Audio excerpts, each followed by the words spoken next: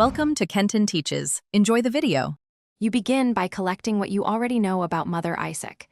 This reduces false leads and saves time. Once done, prioritize details. Full name, nicknames, age range, and last known city, because those filter results fast.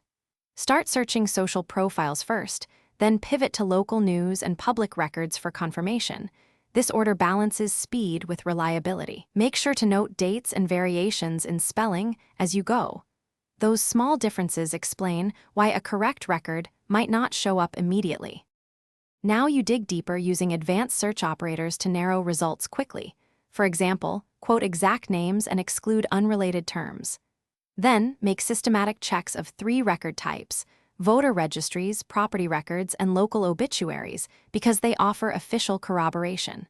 Once you find potential matches, cross-check photos, dates, and associated names to confirm identity.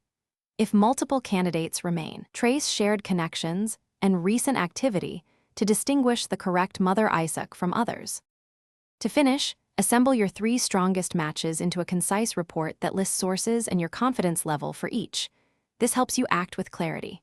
Then, reach out carefully.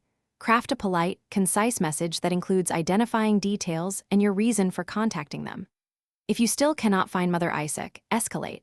Ask a local library, clerk, or community group for records access or context, because local knowledge often fills gaps others miss. Troubleshooting tip: if records are inconsistent, recheck alternate spellings and date ranges immediately. Thanks for watching. Please subscribe if this video was helpful.